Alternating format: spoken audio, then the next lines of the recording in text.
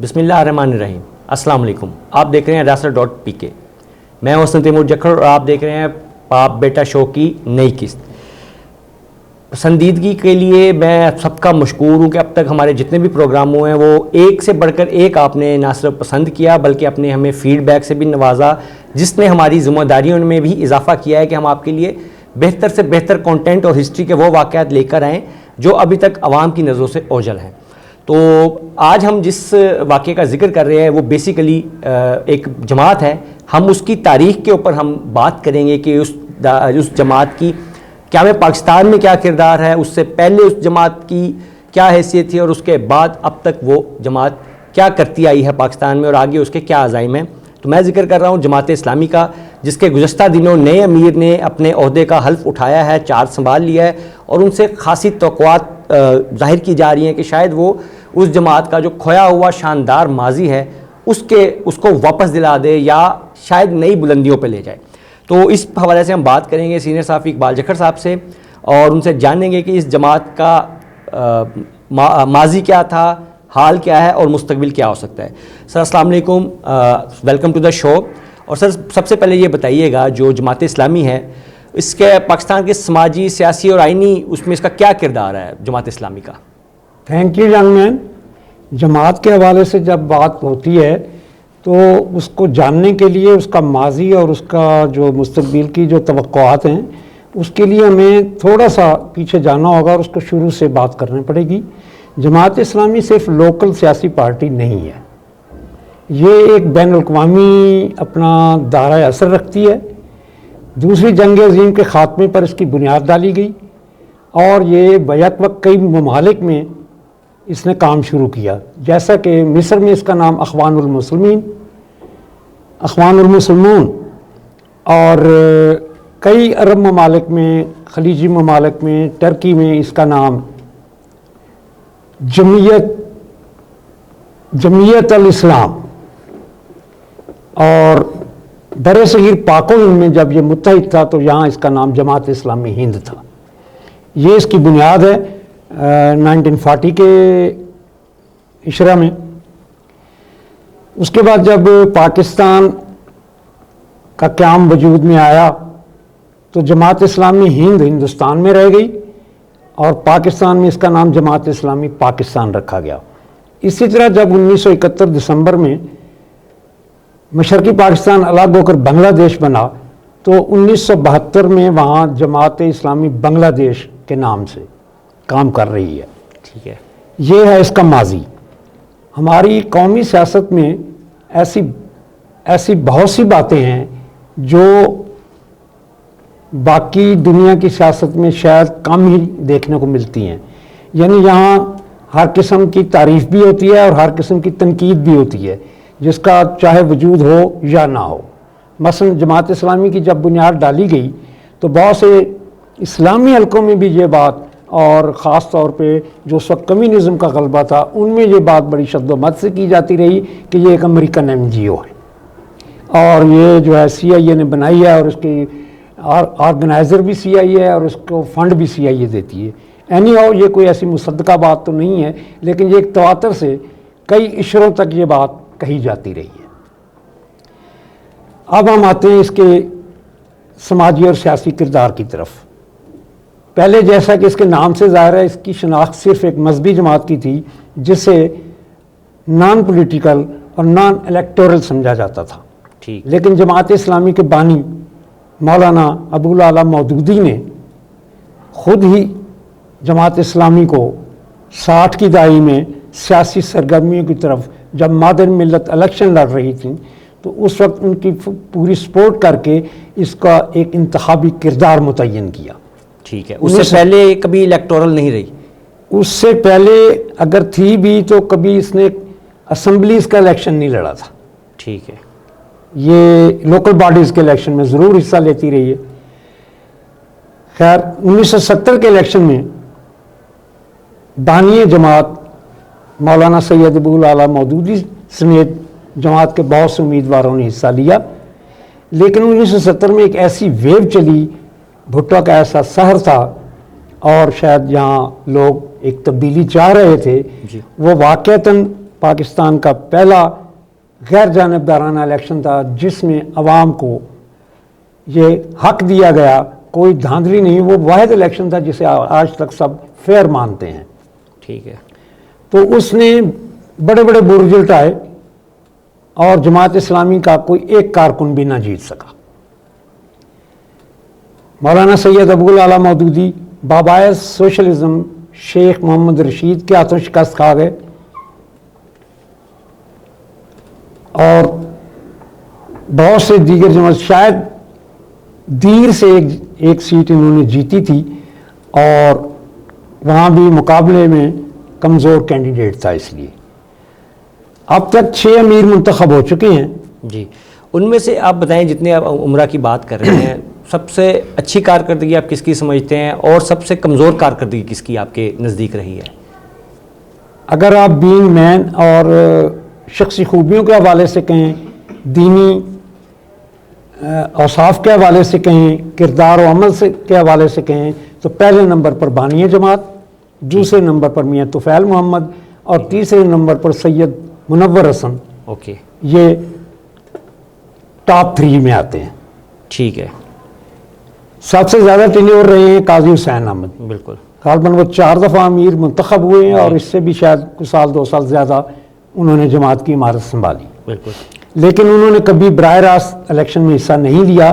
Senator البتہ وہ منتخب ہوتے رہے، اور غالباً 2 یا 3 ٹینیور وہ سینیٹر رہے ہیں، 2 ٹینیور رہے ہیں ٹھیک ہے، ڈیفینیٹلی۔ ٹھیک ہے، اور اب جو حافظ نعیم الرحمان ہیں، جی جی، ان پر بہت زیادہ ذمہ داریاں جو ہمارے قومی اس وقت حالات ہیں، سیاسی، سماجی اور معاشی، بالکل، اس حوالے سے بہت سی ذمہ داریاں ہیں۔ اور ایک بات آپ کو بڑی یہ مزاحن سمجھ لیں کہ بتائیں، یہ واحد امیر ہیں جو ٹوپی نہیں پہنتے، ہاں ہاں ہاں، بالکل، باقی یہ ہر کر امیر رہی ہے۔ جماعت میں ان کی تو خیر کافی اور بھی ایسی خوبیاں ہیں جو واحد ہونے Yes, کی yes, نشانی ہے، یہ انجینئر بھی ہیں۔ جیسے کہ یہ پہلے امیر ہیں جو ابھی سٹی کے امیر تھے، اور وہاں سے براہ راست مرکز میں آئے ہیں۔ اس سے پہلے والے تمام عمرہ جو ہیں وہ پہلے صوبوں کی، اور پھر اس طرح درجہ بدرجہ کر کے اوپر آئے ہیں۔ ہاں، لیکن عوامی امیج کے حوالے سے آپ سراج الحق کو بھی اسی جی، لیکن وہ خیر وہ زمرے میں شمار وہ کر صوبے سکتے کی ہیں، عمارتوں کیونکہ کے وہ پاس تھی۔ پبلک سے ان کا میل جول بہت تھا، اور وہ اسلامی جمعیت طلبہ سے چلے تھے، پنجاب یونیورسٹی میں وہ ناظم رہے ہیں۔ نہیں نہیں، میں بات کر رہا ہوں کہ موجودہ سٹیٹس، یعنی کہ جو ان کا لاسٹ سٹیٹس تھا وہ سٹی میئر کراچی کا تھا، اور سٹی ناظم جو ان کے جماعت کے تھے کراچی کے تھے۔ جی جی بالکل، وہاں سے وہ براہ راست منتخب ہوئے ہیں، حالانکہ ان کے مد مقابل جو افراد ہیں وہ مرکز میں بیٹھے ہوئے ہیں۔ جماعت کی اسٹرکچر کے حوالے سے بات کر رہا ہوں، اور پرانے افراد ہیں، تو ایسے میں ان کا انتخاب جو ہے ایک حیرت انگیز تو ہے، لیکن بہرحال میں اس کو سمجھتا ہوں کہ یہ ان کی اس شخصیت کا ایک تاثر تھا، یا جو انہوں نے ایک اپنا جو سوشل میڈیا پہ ان کو مقبولیت نوجوانوں میں ملی، یہ اس کا آپ ثمر کہہ سکتے ہیں۔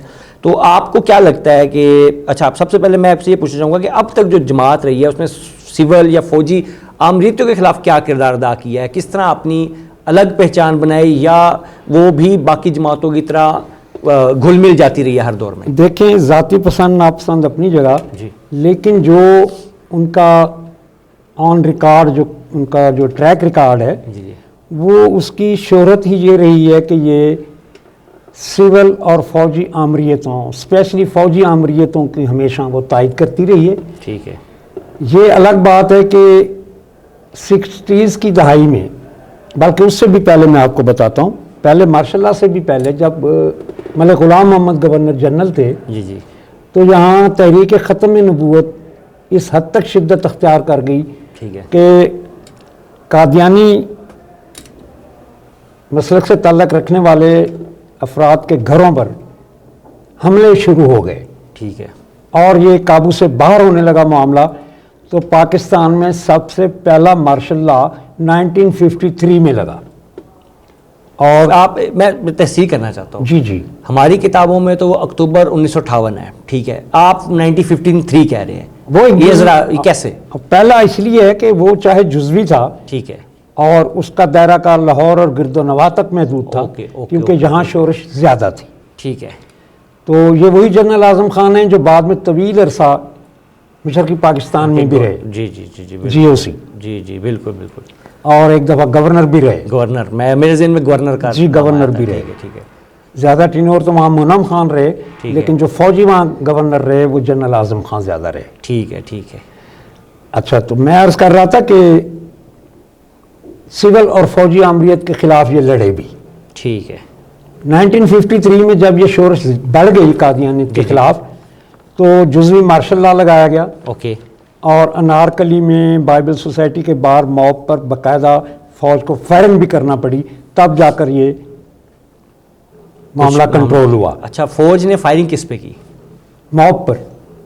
مطلب پاکستانی عوام تھی وہ کیا؟ ظاہر ہے پاکستانی عوام تھی، کوئی چھاتا بردار تو آئے نہیں تھے. اچھا، تو اس میں مطلب فائرنگ سے مراد تو میں تو یہی سمجھتا ہوں گن سیدھی چلائی، تو اس کا مطلب ہے کوئی کیجویلٹیز بھی ہوئی ہوں گی.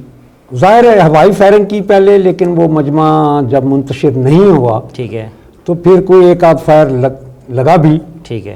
کائلٹیز بھی ہوئی، اگرچہ ان کی تعداد آج تک کنفرم نہیں ہے. Okay okay okay. ظاہر حکومتیں کم بتاتی ہیں، لوگ زیادہ بتاتے ہیں پروٹیسٹر جو ہیں. ٹھیک ہے. اینی ہاؤ اس میں کائلٹیز ہوئی. Okay okay. لیکن اس فائرنگ کا یہ رزلٹ نکلا کہ قابو پا لیا گیا اور وہ شورش بڑھنے نہیں دی گئی. ٹھیک ہے.